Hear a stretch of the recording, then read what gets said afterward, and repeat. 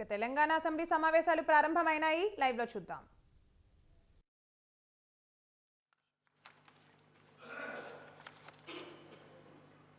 I request the Deputy Chief Minister to move the motion on the annual financial statement budget vote on account for 2024-2025.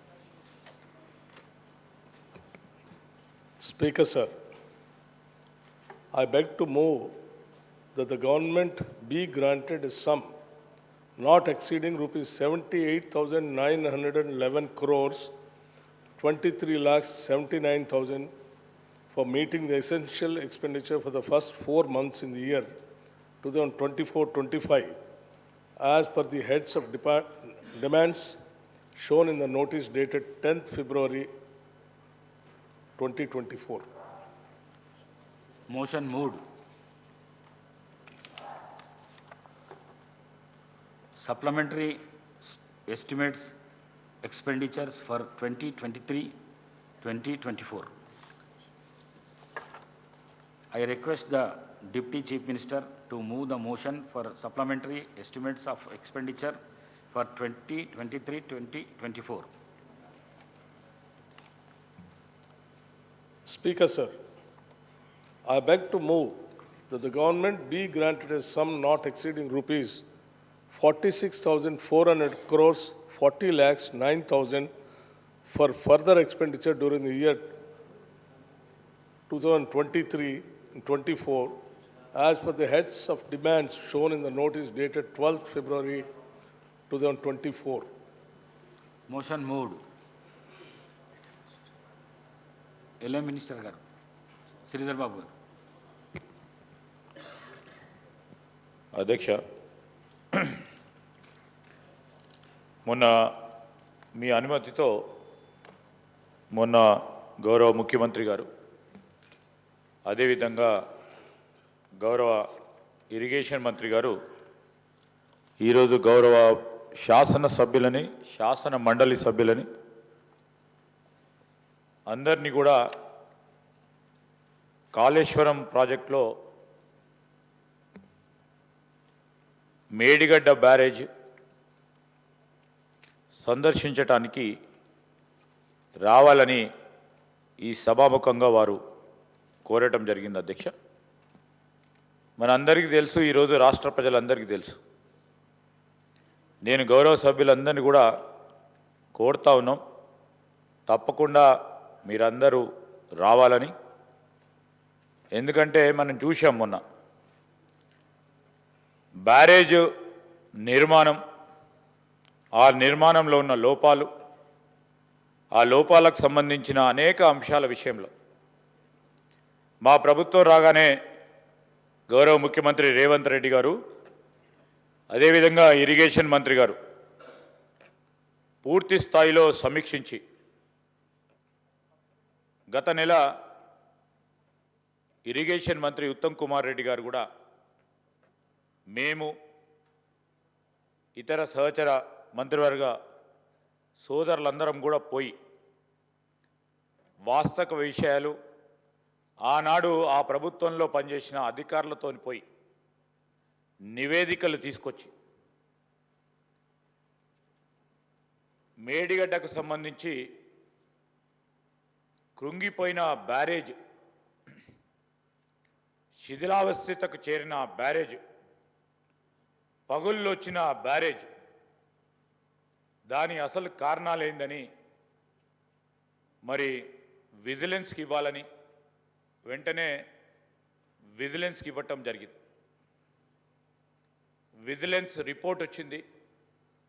ఆ report ఇచ్చిన నేపథ్యంలో ఆ రిపోర్టుకు సంబంధించిన అనేక అంశాలపై ప్రత్యక్షంగా కూడా ఈరోజు గౌరవ ముఖ్యమంత్రి రేవంత్ రెడ్డి గారి ఆధ్వర్యంలో ఉప ముఖ్యమంత్రి గారు అదేవిధంగా గౌరవ సహచర మంత్రివర్గ సభ్యులు, గౌరవ శాసన సభ్యులందరం కూడా అన్ని పార్టీలకు సంబంధించి ఈరోజు సిపిఐ కానీ, ఎంఐఎం కానీ, బీజేపీ కానీ, టీఆర్ఎస్ పార్టీ వారిని కూడా తీసుకెళ్ళాలి. ఈరోజు మేము ఒక్కరమే మాట్లాడితే అదేదో రాజకీయపూరంగా వారు మాట్లాడటం జరుగుతూ ఉన్న సందర్భంలో కొంతమంది ఈరోజు వారే వచ్చి వాస్తవిక పరిస్థితులను వాస్తవిక దృశ్యాలను ప్రజల ముందట ఉంచాలనే ఒక ఆలోచనతో ఈరోజు అందరినీ కూడా ఆహ్వానిస్తాం అధ్యక్ష. దానికి తోడు ఎలక్షన్ సందర్భంలో డ్యామ్ సేఫ్టీ అధికారులు మా ప్రభుత్వ అధికారులు కాదు అధ్యక్ష, డ్యామ్ సేఫ్టీకి సంబంధించిన కేంద్ర ప్రభుత్వ అధికారులు మొదటి నుంచి కూడా ప్రాజెక్ట్ డిజైనింగ్లో, ప్రాజెక్ట్ ఇంప్లిమెంటేషన్లో, ప్రాజెక్ట్ ఎగ్జిక్యూషన్లో ఈరోజు అన్నిట్లో కూడా తప్పిదాలు ఉన్నాయని వారిచ్చిన అభిప్రాయాన్ని ఈ సభాముఖంగా ఈరోజు తెలియజేస్తూ ఉన్నాం. పత్రికల్లో కూడా వచ్చింది. డ్యామ్ సేఫ్టీకి సంబంధించి ఆ డ్యామ్ సేఫ్టీ అధికారులు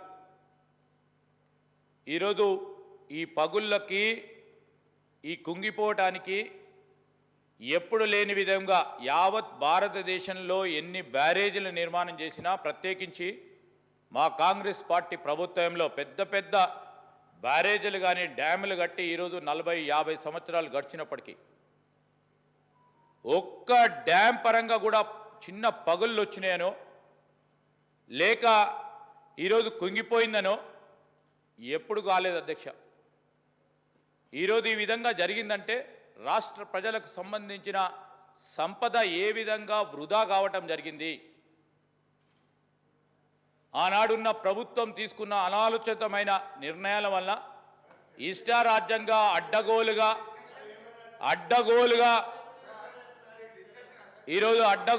నిర్మాణం జరిగింది కనుక పూర్తి స్థాయిలో అవినీతి జరిగిందని, ఆ అవినీతి వలన రాష్ట్ర ప్రజలకు సంబంధించిన ఖజానాకు సంబంధించిన డబ్బు ఏ విధంగా దుర్వినియోగమైందని విజిలెన్స్ రిపోర్ట్ ఇచ్చిన మాట వాస్తవాన్ని వారి దృష్టికి తీసుకెళ్తున్నాం అధ్యక్ష. వారి దృష్టికి తీసుకెళ్తా ఉన్నాం అధ్యక్ష. మేం చెప్పింది కాదు. ఈరోజు మా ప్రభుత్వం చెప్తే ఒక రీతిగా ఉంటుంది, మేమేం చెప్పలేదు అధ్యక్ష. ఒక పరంగా డ్యామ్ సేఫ్టీ అధికారులు, ఇంకో పరంగా అధికారుల పరంగానే విజిలెన్స్ రిపోర్టుకు సంబంధించి తీసుకున్న నిర్ణయం ప్రకారం ఈరోజు వాళ్ళే వాస్తవాలను చూడడానికి రమ్మంటున్నాం అధ్యక్ష. ఈరోజు వాస్తవాలను వారు స్వయాన వారి కళ్ళతో చూడాలని వారిని కోరుతా ఉన్నాం అధ్యక్ష. ఈరోజు మేము వారిని కూడా కోరేది ఒకటే. ఈరోజు నా నియోజకవర్గానికి సంబంధించిన 3 బ్యారేజీలు కట్టిన అధ్యక్ష. ఒక్క నిమిషం శ్రీధర్ బాబు గారు, ఒక్క నిమిషం. హరీష్ రావు గారు, ఎల్ఏ మినిస్టర్గా మీకు అనుభవం ఉన్నది. మీరు ఎల్ఏ మినిస్టర్గా ఈ సభల సీనియర్ సభ్యులు నిన్న 40 నిమిషాల టైంకు 1.5 అవర్ మీరు మాట్లాడినరు. మీరు కూడా రాజకీయ స్పీచ్లు ఇచ్చిండ్రు. మీరు ఈ విధంగా అడ్డుకోవడము సమంజసం కాదు. సభ మర్యాదలను కాపాడండి. శ్రీహరి గారు, మీరు కూడా సభ మర్యాదలను కాపాడండి. ఎల్ఏ మినిస్టర్ గారు సార్ మేమేం మిమ్మల్ని అంటలేము సార్. అధికారులు ఇచ్చిన రిపోర్టు ముందు పెడతా ఉన్నాం. ఎందుకు ఉలికి పడతా ఉన్నారు సార్? ఎందుకు ఉలికి పడతా ఉన్నారు? డ్యామ్ సేఫ్టీ అధికారి సార్, సభాపతి గారి అనుమతితో మాట్లాడటం జరుగుతూ ఉంది. గౌరవనీయులు హరీష్ రావు గారు కానీ, గౌరవనీయులు ప్రశాంత్ రెడ్డి గారు కానీ, గౌరవనీయులు శ్రీహరి గారికి సభాపతికి సంబంధించిన సర్వ అధికారాల గురించి వారికి తెలుసు. వారికి స్పీకర్ గారికి ఏం అధికారం ఉంటుంది, సభాపరంగా ఏ విధమైన నిర్ణయాలు తీసుకుంటారు సార్. నేనేమంటున్నా సార్, ఈరోజు మేము ఎందుకు పోతున్నామో చెప్పాల్సిన అవసరం ఉంటుంది కదా. మిమ్మల్ని ఎందుకు రమ్మంటారో చెప్పాల్సి ఉంటుంది కదా సార్. ఈరోజు నేను మిమ్మల్ని కోరేది ఒకటే అధ్యక్ష. నేను ప్రత్యేకంగా నా ప్రాంతానికి సంబంధించిన 3 బ్యారేజీల నిర్మాణం జరిగినాయి అధ్యక్ష. ఈరోజు మేడిగడ్డ, ఈరోజు అన్నారం, సుందిల్ల బ్యారేజీ నిర్మాణం జరుగుతూ ఉన్నప్పుడు ఆ ప్రాంత ప్రజలు, ఆ రైతు సోదరులు వారికి సంబంధించిన భూములు కోల్పోయి, ఇల్లు కోల్పోయి, పూర్తి స్థాయిలో నష్టం జరిగి, రాష్ట్ర ప్రయోజనాల గురించి వారు త్యాగం చేసిన ఆ త్యాగానికి ఫలితం లేకుండా పోయిందని మా ప్రాంత రైతుల ఆవేదన అధ్యక్ష. కూర్చోండి. ఆవేదనతో పాటు ఆ ప్రాంత రైతులకు సంబంధించిన అంశాలను కూడా ఈరోజు రాష్ట్ర ప్రజలకు సంబంధించిన సంపద, ఈ రాష్ట్ర ప్రజలకు సంబంధించిన సంపద ఏ విధంగా వృధా అయిందని మీరందరూ కూడా చూడడానికి రమ్మని కోరుతా ఉన్నాం అధ్యక్ష. గౌరవ రాష్ట్ర ముఖ్యమంత్రి గారు, please please sit down please. Harish Rao గారు కూర్చోండి. అధ్యక్ష, మన పెద్దలు సాగునీటి ప్రాజెక్టులు ఆధునిక దేవాలయాలు అని చెప్పారు. ఎందుకు అంటే ప్రజలకు, సామాన్యులకు, పేదలకు, ముఖ్యంగా రైతాంగానికి దేవాలయం ఎంత పవిత్రమైనదో,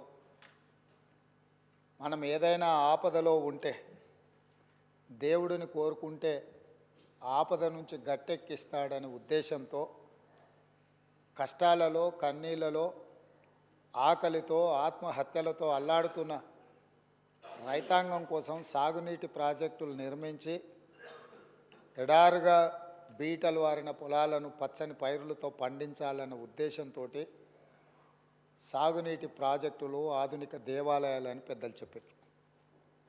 అదేవిధంగా తెలంగాణ ప్రజలు, ఈ ప్రాంత వలసలు, ఈ ప్రాంతంలో ఉన్న పరిస్థితులను, పాలకుల యొక్క నిర్లక్ష్యాన్ని దృష్టిలో పెట్టుకొని నీళ్ళ కోసం నిప్పులు చెరిగే విధంగా తెలంగాణ సమాజం అంతా కొట్లాడింది. స్పీకర్ సార్, వారు గతంలో లెజిస్లేటివ్ అఫేర్స్ మినిస్టర్గా పనిచేసినారు.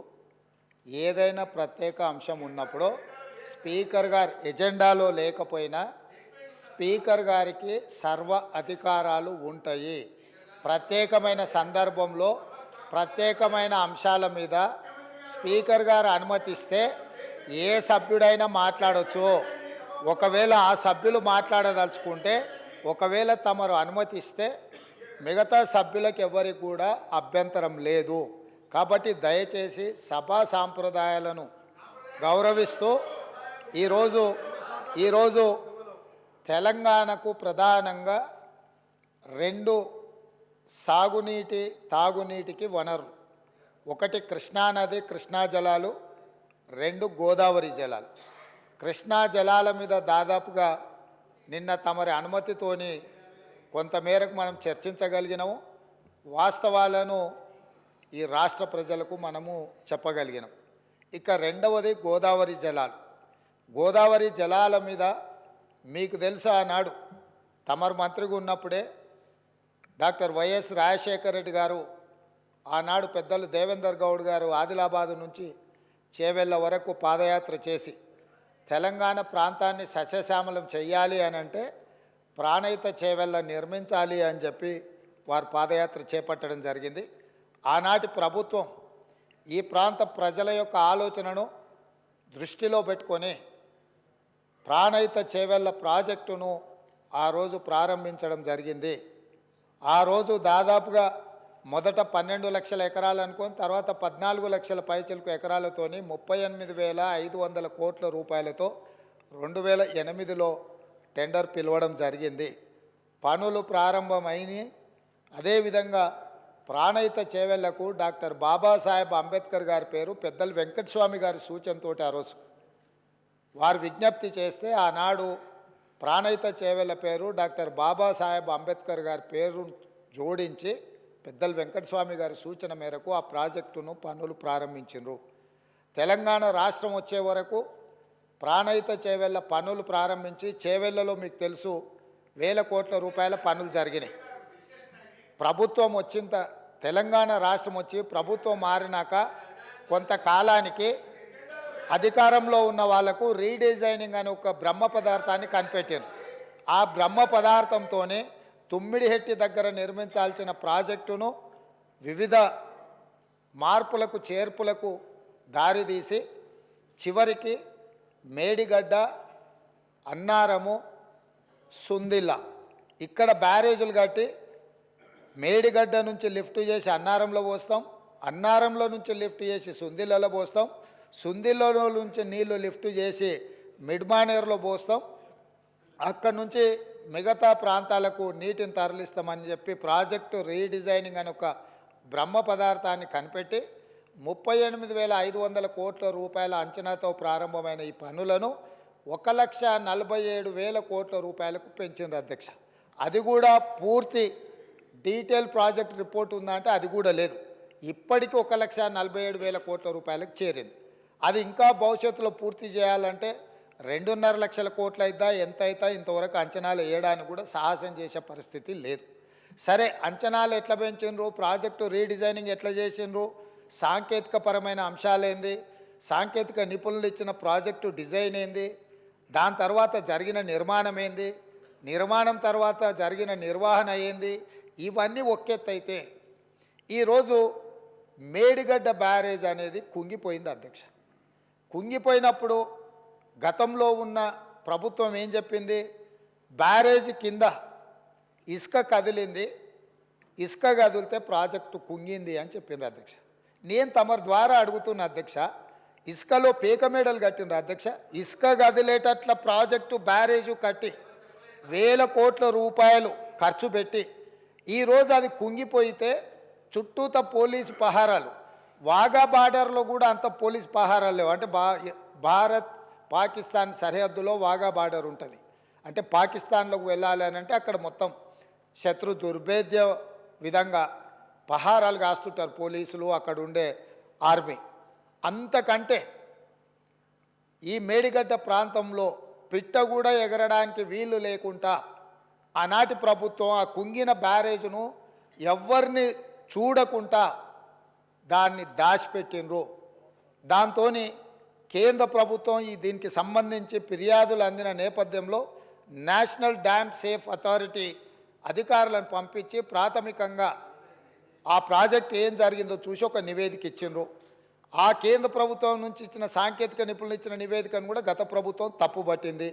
ఆ తర్వాత కాంగ్రెస్ అధికారంలోకి వచ్చిన తర్వాత అక్కడ జరుగుతున్న పరిణామాల నేపథ్యంలో కొంతమంది అధికారులు ఆఫీసుల నుంచి ఫైల్స్ మాయం చేసిందని టీవీలలో పేపర్లలో పెద్ద ఎత్తున వచ్చింది. తక్షణమే ప్రభుత్వం తేరుకొని విజిలెన్స్ అండ్ ఎన్ఫోర్స్మెంట్ అధికారులను మీరు ఆ ఫైళ్ళు మాయమైన ఏమి మాయమైనాయి, ఎవరు మాయం చేసిండ్రు, అదేవిధంగా మేడిగడ్డ అన్నారం ప్రాజెక్టులలో జరిగిన అవకతవకల మీద మీరు ఒక నివేదిక తయారు చేయండి అని చెప్పి ప్రభుత్వం ఆదేశాలు ఇవ్వడం జరిగింది. సాగునీటి పారుదల శాఖ మంత్రి ఉత్తమ్ కుమార్ రెడ్డి గారు సూచన మేరకు ఈ ఆదేశాలు ఇచ్చినాం. వాళ్ళు పూర్తి స్థాయిలో వీటన్నిటిని పరిశీలించి ప్రాథమికంగా ఒక నివేదిక ఇచ్చారు.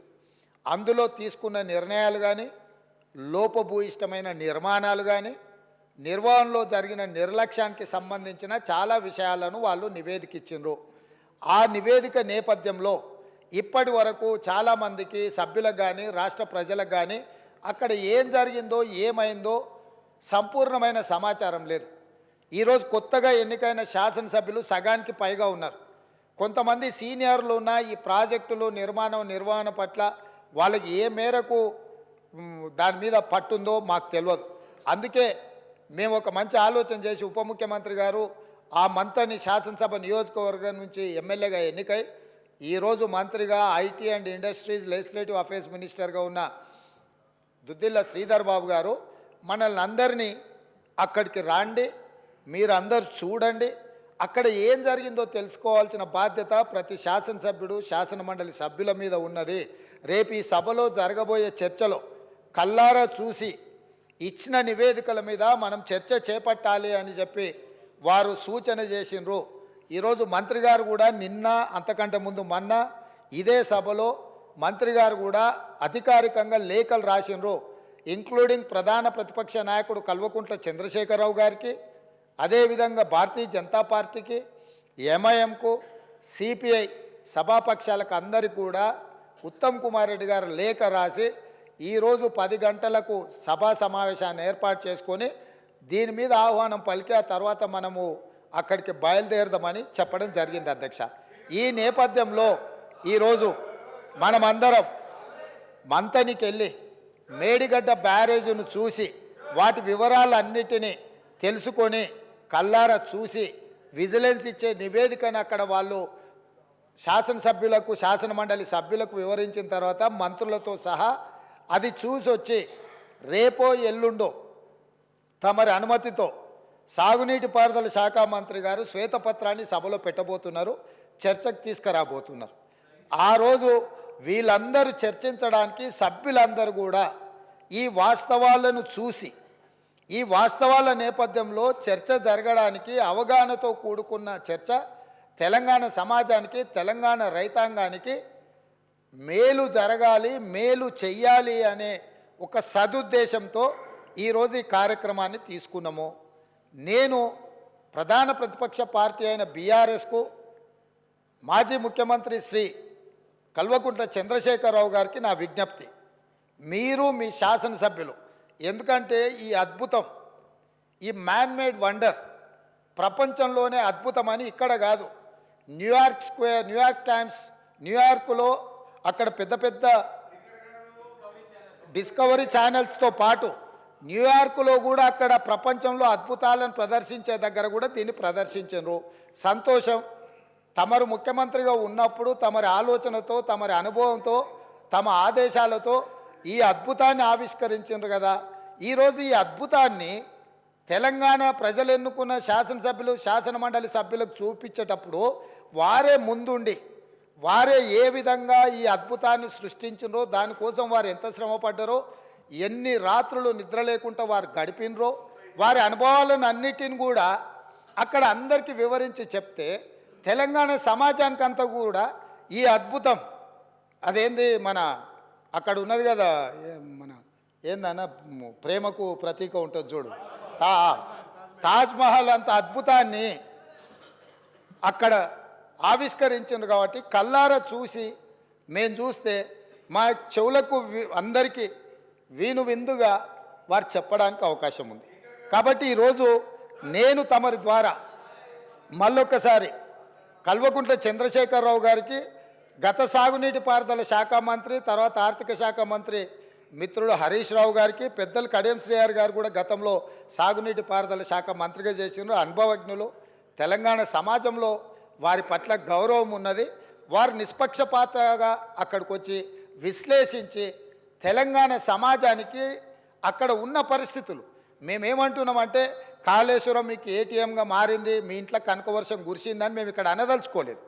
కాకపోతే అక్కడ ఏదైతే జరిగిందో జరిగిన వాస్తవాలను తెలంగాణ ప్రజలకు తెలుసుకునే హక్కు, అధికారం లేదా అని నేను అడుగుతున్నా. ఈరోజు మన అందరము గత 4-5 రోజుల నుంచి చెప్తానే ఉన్నాం, అందరం కలిసి వెళ్దామయ్యా ఒక మంచి వాతావరణంలో కలిసి మన అందరం మెలిసి అక్కడికి వెళ్ళి చూసి తప్పు జరిగిందా జరగలేదా, తప్పు జరిగితే తప్పు జరిగిందని నిర్ధారిస్తే తప్పుకు కారణం ఎవరు, దాన్ని నిర్ధారిస్తే దానికి విధించాల్సిన శిక్ష ఏంది, ఈ సభలో చర్చించుకొని ఈ సభ ద్వారా ఒక మంచి సాంప్రదాయానికి తెరదీద్దామనేదే మా ఆలోచన.